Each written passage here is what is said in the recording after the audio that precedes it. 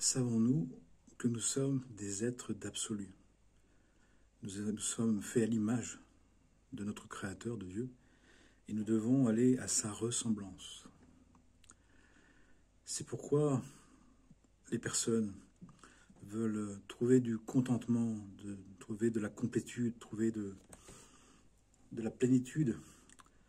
L'erreur, c'est quand on le fait par la matière, par les possessions, par les jouissances, par les puissances du monde. Qu'on y passe, c'est juste. Qu'on y reste, c'est injuste. C'est malsain et c'est très dangereux.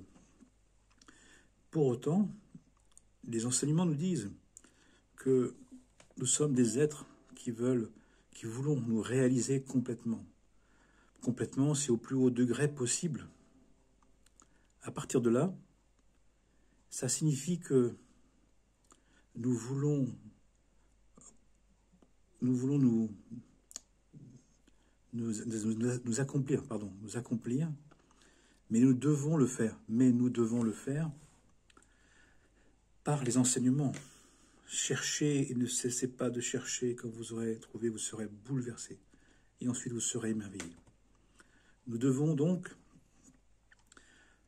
pour nous rassasier et pour éviter d'être frustrés, de chercher à atteindre les plus hauts degrés de connaissance de soi, de connaissance de Dieu, de méditation, pour que ça nous imprègne, méditation, l'enseignement qui nous imprègne, pour arriver à nous reconnecter à la source et que le cœur s'ouvre et que le cœur prie son Dieu avec les 10 formes de prière et des manières de prier qui nous permettent en tout lieu, en tout temps, de veiller et prier sans cesse.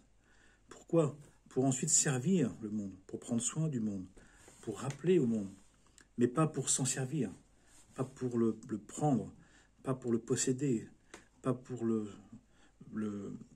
prendre en main, non, au contraire, de lui rendre service, d'apprendre à rendre grâce à Dieu en connaissant Dieu pour prendre soin du monde, pour rendre service au monde. Mais dans tous les cas, ce qu'on nous dit là, c'est que il est normal d'être insatisfait, il est normal d'être frustré, il est normal de ne pas être rassasié, d'être un consommateur, que de se faire plaisir ou que d'avoir du sens par la matière. Ça ne peut pas suffire. Parce que nous sommes des êtres de complétude, mais nous sommes des êtres divins. Nous ne sommes pas que des êtres humains qui avons évolué, nous sommes aussi des êtres divins qui avons chuté, qui avons régressé, qui se sont associés à une nature non divine, ou pas encore, non encore divine, la nature naturelle, la nature animale, minérale, la nature animale, végétale, minérale, c'est-à-dire qu'on se prend pour quelqu'un du monde, qu'on se prend pour quelqu'un qui est mortel dans le sens d'une seule vie, un animal humain qui vit une vie, comme il vit une vie, il peut faire à peu près ce qu'il veut, il n'y a pas de conséquences, puisque dans cette considération des choses, on ne revient pas, il n'y a pas de conséquences, ou s'il y en a, tant pis, si on a des bonnes, tant mieux, mais c'est pas ce qu'on nous dit que l'insatisfaction fondamentale, c'est la satisfaction spirituelle, c'est qu'on veut comprendre, et pour comprendre, il faut étudier, c'est une obligation spirituelle, c'est une nécessité spirituelle. Aussi étudier pour que pas que ça soit que du savoir. C'est pas qu'en avoir plein la tête. C'est qu'on dit qu'il y a la Torah du mental, la Torah du cœur, et il faut aller vers la Torah du cœur. C'est-à-dire que par l'étude, on comprend. Mais on ne fait pas que comprendre, c'est que les enseignements spirituels sont de l'Esprit Saint mis en mots, mis à l'écrit. C'est-à-dire que quand on étudie la connaissance divine, elle nous transforme, elle nous touche, elle nous modifie, elle nous fait devenir en nous rappelant qui on est et qui est Dieu et comment ça fonctionne dans ce monde. C'est pour ça que nous devons trouver une intensité, trouver un rythme, trouver un engagement, trouver une dynamique personnelle où régulièrement, journalièrement, quotidiennement, nous allons faire l'effort d'étudier, pour nous laisser cette étude, ça nous imprégner, qu'on appelle la méditation. Et puis, qui fasse qu'on a envie de prier, qu'on a envie de remercier Dieu, qu'on a envie de le rendre grâce, de lui parler, de lui demander, de lui confier, pour faire en sorte qu'on puisse avoir un autre rapport au monde.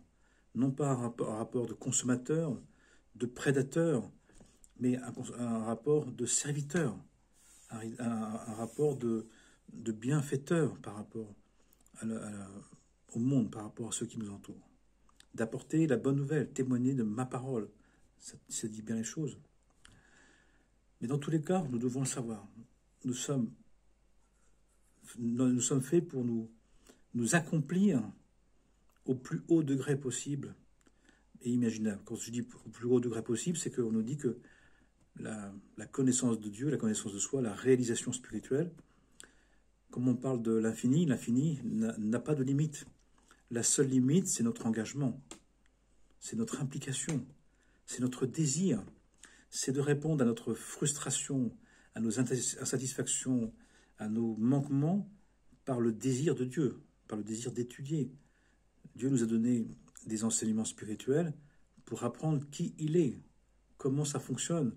Il nous a donné des enseignements pour dire, voilà comment le monde, je l'ai fabriqué, comment je l'ai construit, avec quel sens, comment il fonctionne, comment on doit le respecter pour qu'il fonctionne bien. Et donc ça dépend de nous.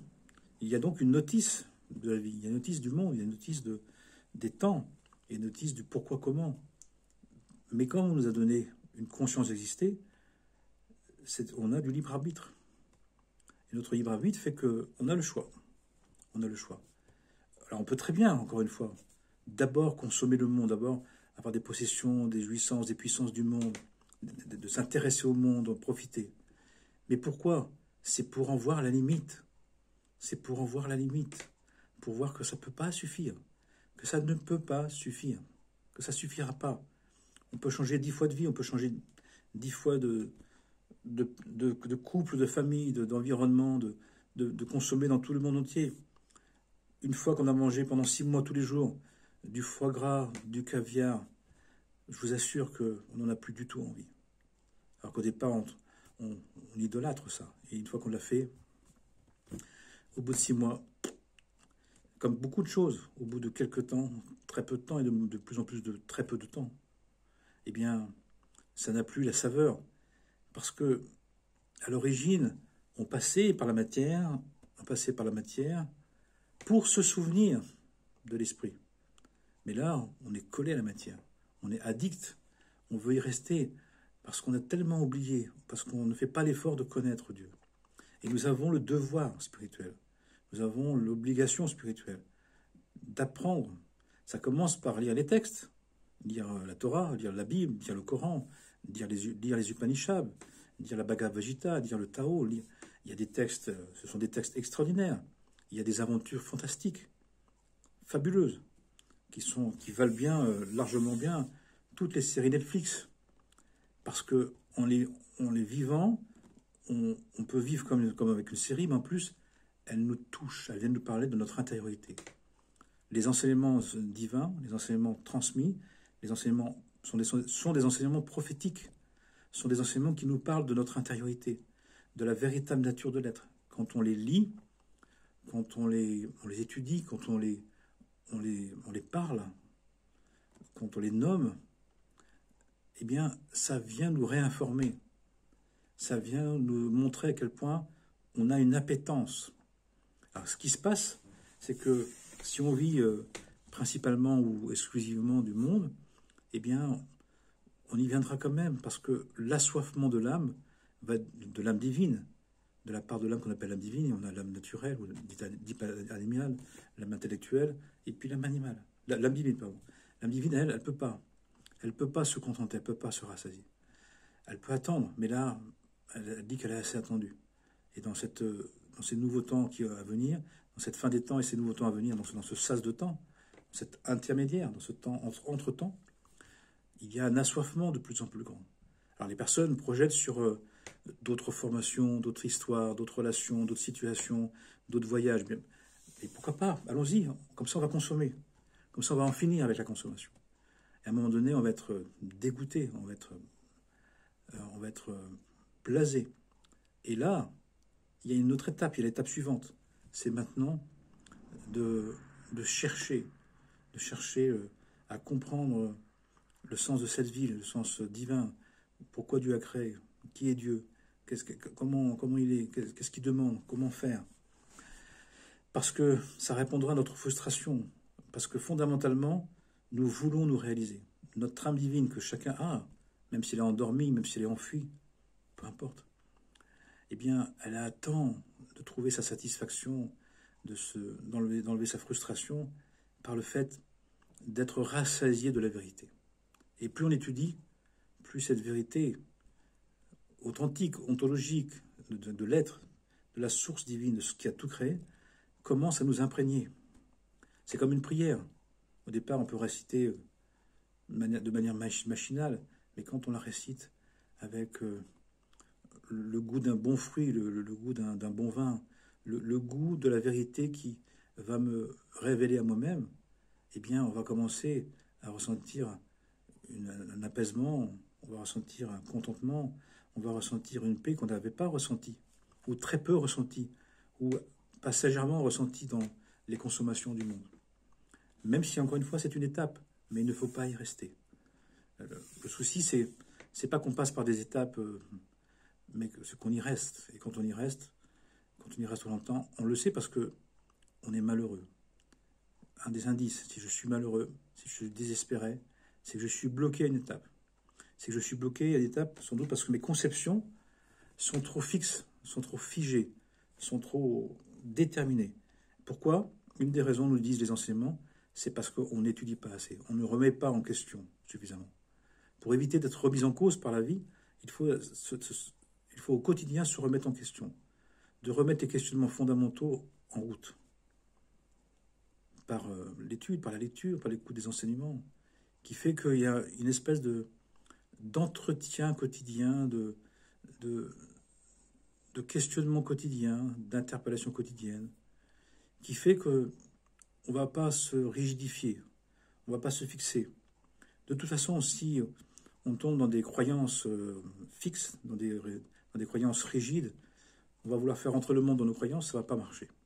Et on voit bien que les personnes qui sont non pas orthodoxes dans la voie droite, mais qui sont dans un côté fermé, un côté intégré, pas intègre, mais dans l'intégrisme. Ça peut être intégrisme de plein de choses, pas que religieux, ça peut être psychologique, psychospirituel, matériel. Ça ne peut pas tenir.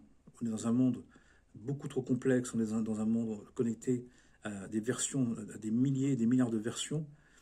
On ne peut pas enfermer le monde dans des petites croyances, dans des petites conceptions, dans des petits points de vue. Il faut arriver à être disponible. On a dit qu'il faut apprendre à danser avec la vie, à danser avec le monde, à être capable de danser dans les événements, on parle du roseau, d'être comme un roseau, on parle d'être comme de l'eau, on parle d'être comme de l'air, comme un mouvement de vie, comme une respiration qui est capable de s'inspirer dans chaque situation. Pourquoi? Parce que nous cherchons, et c'est légitime, à être complet, à être rassasié, à être entier, à être plein, on est dans la plénitude, mais ça ne passe pas que par la matière. Ça passe essentiellement par la recherche de la vérité, des questionnements fondamentaux. Et donc, ça veut dire que là, on est dans un monde libre, où il y a à disposition des textes de toutes les manières, en librairie, sur Internet. Il y en a plein. On a à disposition des tas d'enseignements qui étaient réservés, qui n'étaient pas accessibles il y a très peu de temps. Donc, je nous encourage à comprendre que si la matière ne suffit plus, si l'affectif ne suffit plus, si le monde ne suffit plus, c'est normal, mais ça veut dire que le complément, il se trouve dans l'étude, d'étudier les enseignements divins. Les enseignements. Alors, commençons à apprendre un d'eux. Ça peut aller voir des paraboles, ça peut aller voir sur des proverbes, d'aller voir des citations, d'aller voir déjà de s'ouvrir. Hein. On dit que Jésus, Yeshua, parlait en parabole, en proverbe. Déjà, de passer par là. Ça peut être des contes, ça peut être des belles histoires. Il y a plein de choses vraiment magnifiques. Pour commencer à faire le complément. Commencer à faire le complément. Pour arriver justement à ne pas être trop frustré, trop agacé finalement que la vie qu'on voulait, la vie matérielle, la vie du monde ne suffisent pas. Parce que de toute façon, elle ne peut pas suffire. Et je peux vous dire, j'en ai fait l'expérience, j'ai rencontré des gens qui étaient extrêmement riches, qui avaient tout comme jamais j'aurais, comme beaucoup n'auront pas. Eh bien, inévitablement, à un moment donné, ils exprimaient un manquement. Et quand on manque, quand on n'a pas, on dit bah, c'est parce que j'ai pas que je manque. Mais quand on a, entre guillemets, tout, ou beaucoup, et qu'on manque quand même, eh bien, les personnes, c'était celles qui étaient, quand elles tombaient en dépression, quand elles tombaient dans un grand mal-être, quand elles étaient en psychiatrie, quand elles étaient en situation de grande chute, elles étaient vraiment très, très, très mal. Parce que on peut trouver des raisons. J'ai pas, j'aimerais, mais quand j'ai et que ça va pas, qu'est-ce qui se passe? Et donc, à un moment donné, c'est que une part de l'être qui n'est pas du tout rassasiée du monde demande son dû, demande sa part. C'est logique. C'est logique qu'on a à prendre soin de chaque pièce de la maison, qu'on a à prendre soin de bien nourrir chacun de nos enfants, de chaque part de l'être. C'est du bon sens. Et ça ne veut pas dire qu'on laisse tout le reste à côté. C'est qu'on fait la part des choses. C'est qu'on donne à chacun sa part. On prend soin de chaque part. Ça dit bien les choses. Parce que nous sommes fondamentalement des êtres d'éternité, des êtres d'infini, des êtres de complétude, des êtres qui veulent se réaliser, qui ont un goût de l'entièreté, de l'intégrité. Et la matière seule ne peut pas le donner. Ce n'est pas son rôle. Le rôle de la matière, c'est de nous donner envie d'aller vers le beau, le bon, le vrai, le juste. C'est pas d'y rester, c'est pas d'être des consommateurs, c'est pas de se satisfaire de ça. D'ailleurs, quand on va dans des EHPAD ou quand on va dans les maisons de retraite et qu'on écoute les personnes qui sont âgées, très âgées, qui sont même en fin de vie, elles le disent. Elles disent que finalement, tout ce qu'elles avaient acquis, tout ce qu'elles avaient fait qui n'a pas été aussi associé à une intériorité, à une dimension de l'éternité, face à la finitude, face à la maladie, à la grande maladie, face à la fin de vie, ça ne sert pas à grand-chose. Ça ne sert pas à grand-chose. Donc, faisons la part des choses. Soyons équilibrés. Faisons le complément. Nous sommes des êtres qui devons être entre le terre, les pieds sur terre, la tête dans les cieux. Extérieurement dans le monde, mais intérieurement en Dieu, par Dieu, avec Dieu. Pour qu'on puisse être complet, qu'on puisse être rassasié de la vie. Pas que du monde. Il y a le monde mondain, le monde extérieur, mais aussi le monde intérieur. Il y a le monde et Dieu à dialoguer, à faire venir dans notre vie. Pour faire en sorte qu'on aille bien, pour faire en sorte que la vie, elle soit agréable à vivre, qu'on soit disponible pour les autres, qu'on ait envie de fraterniser, de soutenir, d'être solidaire, de prendre soin. Parce que finalement, ce qu'on veut tous, c'est quoi? C'est du bonheur, de la paix. Il y a le bonheur terrestre, mais il y a la paix céleste, ou la paix divine à trouver. Il y a besoin des deux. Donc puissions-nous le savoir, nous en rappeler, en tenir compte, et de faire un peu de place à l'étude. Et puis, quand est-ce qu'on sait qu'on a suffisamment étudié? C'est qu'à un moment, le mental est rassasié, le mental est saturé. Au moment où le mental est saturé, on nous dit, ferme les yeux et médite les enseignements que tu as étudiés. C'est-à-dire, laisse-toi imprégner par l'étude, par le travail d'étude. Et puis, à un moment donné, on peut faire l'expérience, c'est pas automatique, c'est pas à chaque fois, c'est pas dans le même degré. Ça peut nous permettre de retourner vraiment dans le sein des saints, dans l'intériorité, dans l'intérieur de l'intérieur. On revient dans le cœur. Et là, il y a une ouverture de cœur qui nous donne l'envie de prier. Je te prie, je te remercie, je te rends grâce. Bon, il y a un élan du cœur qui se réouvre, de bénir son Créateur, de bénir la vie, de bénir l'humanité, de bénir la création, de se bénir, de bénir son entourage, de bénir ce qu'on aime, ce qu'on déteste, nos adversaires, nos ennemis, au fur et à mesure. Et plus on le fait, et on a le faire au quotidien, eh bien, ça fait aussi que on va servir le monde. On va faire un équilibre entre ce qu'on veut prendre du monde et ce qu'on veut donner au monde. Et ce qui fait qu'au fur et à mesure, eh bien, on va commencer à avoir moins besoin de matière, moins besoin de quantité, moins besoin de nouveautés, parce qu'on va être capable d'approfondir dans chaque partie de la vie ce que la vie est selon Dieu. Et donc, on va par la connaissance, par l'étude de la science divine, eh bien, on va comprendre que finalement, chaque chose n'est pas que ce qu'on veut d'elle, ce qu'on attend d'elle. Elle est aussi ce que Dieu a mis en elle. On voit bien qu'il demande à Adam, le premier homme, de nommer toute la matière, tous les animaux, tout, pour dire, est-ce que tu as compris ce que chaque chose porte de divin? Et le consommateur, il consomme et il ne sait pas ce que c'est. C'est pour ça qu'il surconsomme. Il a besoin de sensations, d'émotions, de sensations, de cogitation, de tension.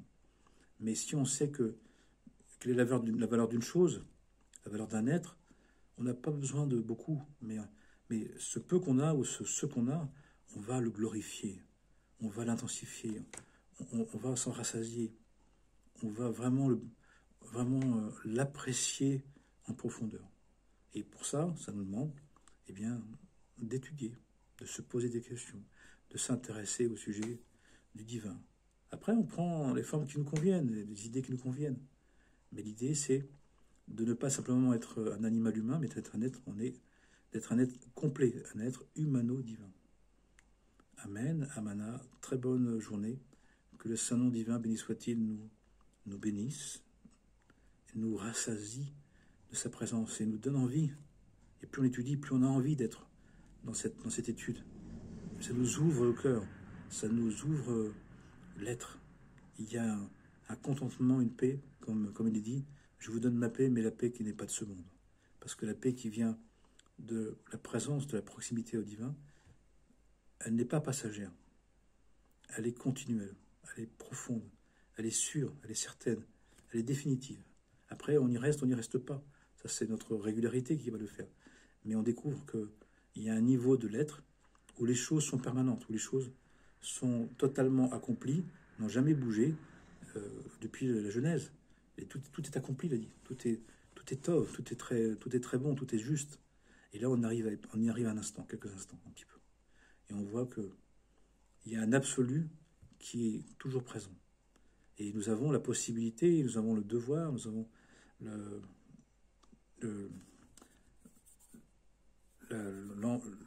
l'envie en nous. L'âme divine veut, dans cette incarnation, justement, vivre la vérité, qui est Dieu.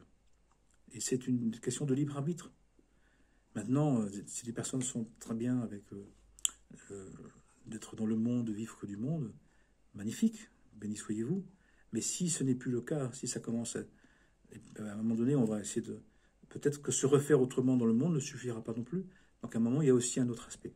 C'est qu'il y a une part qui ne peut pas être rassasiée du monde, mais qui peut être rassasiée par la quête spirituelle. Qui nous enlèvera la racine de toute notre frustration. Notre insatisfaction fondamentale, c'est parce que on a besoin de rencontrer Dieu.